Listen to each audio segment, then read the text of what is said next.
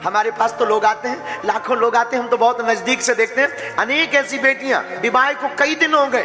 दोस्तों, आज भारत के लोग बड़े बड़े फिल्मी सितारों और क्रिकेटर्स को छोड़कर एक ही इंसान की माला जपते हैं, और वो है बागेश्वर धाम सरकार उर्फ धीरेंद्र शास्त्री, जिनके प्रवचन में ऐसे ऐसे चमत्कार होते हैं कि लोग दंग रह जाते हैं। और फिर भारत ही नहीं, ये तो विदेशों में भी जाकर लोगों को अपना भक्त बना रहे हैं। ऐसे में क्या कभी आपने सोचा है कि इंटरनेशनल लेवल पर इतनी ज्यादा प्रसिद्धि बटोरने वाले बाबा बागेश्वर के पास कितनी संपत्ति है और ये किस तरीके से पैसा कमाते हैं? क्या ये केवल प्रवचन करके पैसा कमाते हैं या फिर इनकी कमाई के कुछ और भी जरिए हैं? आज के इस वीडियो में हम हर एक चीज का खुलासा करने वाले हैं। बस हमारे साथ वीडियो में इसी तरह बने रहिए, और उससे पहले हमारे चैनल अनोखी दुनिया को जल्दी से सब्सक्राइब कर ले और बेल आइकन को प्रेस करना बिल्कुल ना भूले। दोस्तों, मध्य प्रदेश के छतरपुर जिले में अपना दरबार लगाने वाले बागेश्वर धाम सरकार भारत के सबसे प्रसिद्ध व्यक्ति के रूप में जाने जाते हैं।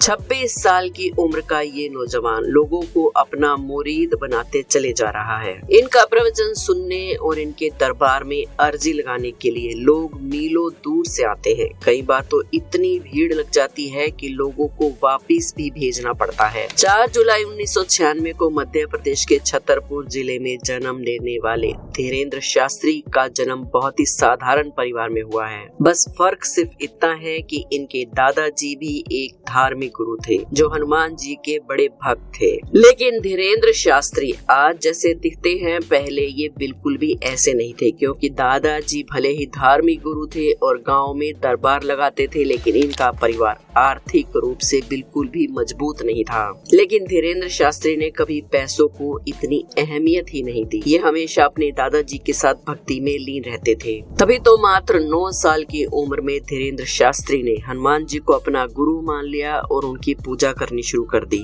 और 12 साल की छोटी सी उम्र में कथाएं सुनाने लगे। धीरेंद्र शास्त्री का कहना है कि हनुमान जी के बहुत बड़े वो भक्त हैं और उन्हीं की कृपा से उनके पास आज ऐसी शक्तियां हैं जिसकी बदौलत ये लोगों के मन की बात को समझ जाते हैं और उनकी परेशानियों का हल निकालते हैं। भारत के कोने कोने से लोग केवल इनके दर्शन के लिए आते हैं, और जो लोग इनके दरबार तक नहीं पहुंच पाते वो दिन रात इनके प्रवचन में लीन रहते हैं। जहां कहीं भी इनका दरबार लगता है, हर रोज हजारों की संख्या में भीड़ इकट्ठा हो जाती है, और कई बार तो एक साथ लाखों लोग इकट्ठा हो जाते हैं, जिन्हें संभालना बिल्कुल मुश्किल हो जाता है। खास करके मंगलवार और शनिवार को तो भीड़ कुछ ज्यादा ही बढ़ जाती है। यही वजह है कि बागेश्वर धाम के आसपास की जितनी भी जमीनें हैं, उनकी कीमत दिन दूनी रात चौगुनी तेजी से बढ़ती जा रही है, क्योंकि वो सभी जमीनें बाबा के धाम के नजदीक है। यही वजह है कि कई लोग तो ये भी कहते हैं कि धीरेंद्र शास्त्री ने बहुत सारी सरकारी जमीनों पर कब्जा कर रखा है, और इसके अलावा भी कई सारे विवाद बाबा को लेकर सामने आ रहे हैं। कुछ लोगों का तो यहाँ तक कहना है कि ये झूठ बोलते हैं, लोगों को धोखा देते हैं और आस्था और विश्वास के नाम पर लोगों के जज्बातों के साथ खेलते हैं, वगैरह वगैरह। लेकिन इसमें कितनी सच्चाई है ये हम नहीं कह सकते, क्योंकि हमारी नजरों में तो वो जो कुछ भी कर रहे हैं सनातन धर्म के लिए ही कर रहे हैं, और इसमें कुछ गलत भी नहीं है।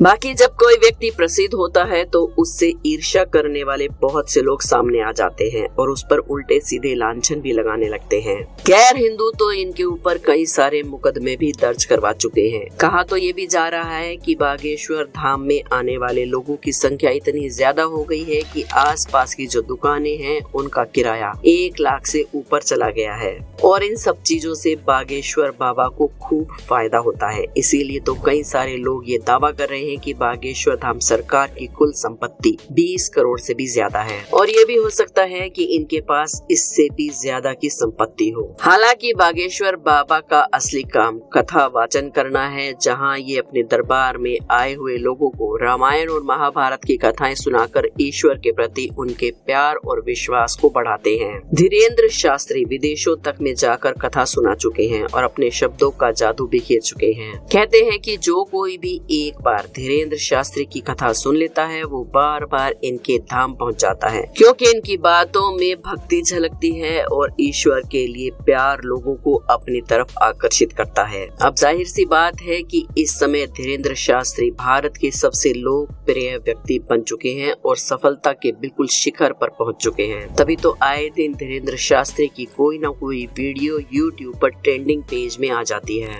लोग इनकी वायरल वीडियो को खूब पसंद करते हैं, लेकिन वो कहते हैं ना कि जितना इंसान सफल होता है उससे नफरत करने वाले लोग भी उतने ही ज्यादा बढ़ जाते हैं। और ऐसा ही बागेश्वर बाबा के साथ भी है, तभी तो इनकी सिक्योरिटी बढ़ा दी गई है। कई सारे सिक्योरिटी गार्ड हर वक्त इनके आसपास मौजूद रहते हैं ताकि इन्हें कोई नुकसान न पहुंचा सके। वैसे अगर हम बाबा की संपत्ति के बारे में बात करें तो दोस्तों धीरेन्द्र शास्त्री भगवान की भक्ति के अलावा और कुछ पसंद नहीं करते, लेकिन फिर भी एक सम्मानित व्यक्ति होने के नाते इनके पास अच्छी खासी संपत्ति है, जैसे कि टोयोटा की SUV फॉर्च्यूनर कार, जिस पर सफर करना बाबा को बेहद पसंद है। हालांकि कहा जाता है कि इसके अलावा भी इनके पास कई और गाड़ियां हैं, जैसे कि टाटा सफारी, इनोवा वगैरह, जिसमें सफर करते ये अक्सर दिखाई देते हैं। और अब धीरेन्द्र शास्त्री इतना बड़ा नाम बन गए हैं कि इनकी सिक्योरिटी के लिए पुलिस की गाड़ियां भी हर वक्त इनके आगे पीछे चला करती हैं।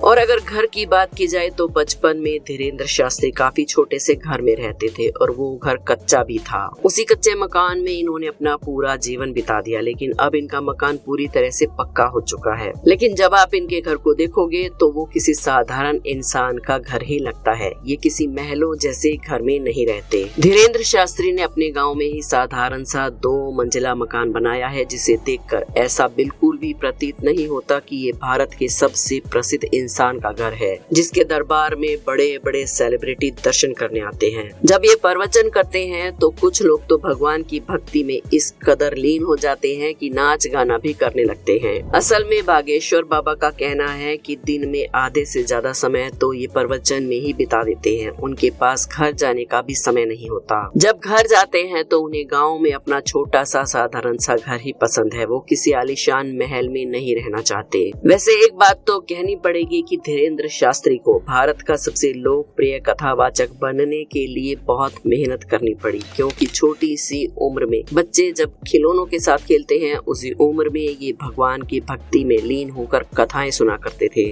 और आज तक ये उसी काम में लगे हुए हैं, जो सच में दर्शाता है कि धीरेन्द्र शास्त्री बालाजी महाराज यानी कि हनुमान जी के सच्चे भक्त हैं। पर कई बार ईश्वर के लिए इनकी भक्ति मुसीबत भी बन जाती है, क्योंकि ये अक्सर विवादों में घिरे रहते हैं। गैर हिंदू तो इनके ऊपर कई सारे मुकदमे भी दर्ज करवा चुके हैं, यहाँ तक कि बागेश्वर धाम के आसपास में जो जितनी जमीन है उसे कब्जा करने का आरोप भी धीरेन्द्र शास्त्री के ऊपर लगा हुआ है। कहा जा रहा है कि बाबा बागेश्वर धाम सरकार ने अपने धाम के आसपास की सारी जमीनों पर कब्जा कर रखा है। कई सारी दुकानें किराए पर उठाई हुई हैं, जिनका किराया ये लाखों में वसूल करते हैं और खूब पैसा कमाते हैं। हद तो तब हो जाती है जब लोग ये कहते हैं कि धीरेन्द्र शास्त्री के पास कोई भी दिव्य शक्ति नहीं है, बल्कि वो तो मंच पर अपने ही बैठे हुए लोगों को बुलाते हैं और उन्हें पहले से ही बता कर रखते हैं कि किस तरह के सवाल स्टेज पर पूछने हैं, ताकि बाकी के लोग सब कुछ सच समझे। पर आप खुद ही सोचिए, भारत में तो लोग पैसों के चक्कर में इस तरह की नौटंकी कर लेंगे, लेकिन क्या विदेशों में भी ऐसा होगा? क्योंकि जब धीरेन्द्र शास्त्री इंग्लैंड के लिए गए थे तो वहाँ पर भी उन्होंने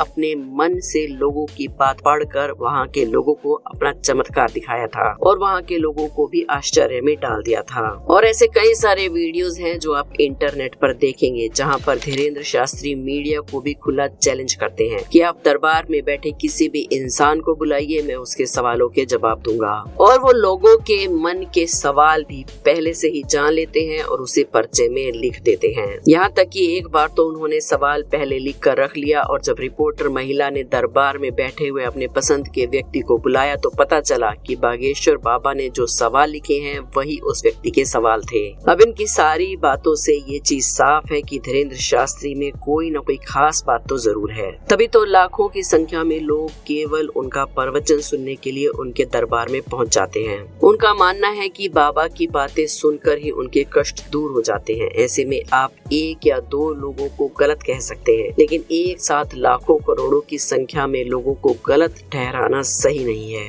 लेकिन फिर भी कई सारे लोग धीरेन्द्र शास्त्री के पीछे पड़े हुए हैं और ये कह रहे हैं कि ये एक फ्रॉड और ढोंगी है जो लोगों का पैसा लूट रहा है, जबकि उल्टा इनके दरबार में कोई जाता है तो वहाँ के प्रसाद को खाकर अपना पेट भरता है। आज धीरेन्द्र शास्त्री की वजह से लोगों के मन में भगवान के प्रति भक्ति बढ़ती जा रही है और हमारे लिए ये कहीं से भी गलत नहीं है। बाकी आपका धीरेन्द्र शास्त्री के बारे में क्या कहना है हमें कमेंट्स में जरूर बताएं। वीडियो पसंद आई हो तो एक लाइक जरूर करें। हमारे चैनल अनोखी दुनिया को सब्सक्राइब करके बेल आइकन को प्रेस करना बिल्कुल ना भूलें। कमेंट्स में जय श्री राम जरूर लिखें। कल फिर मिलेंगे एक और वीडियो में।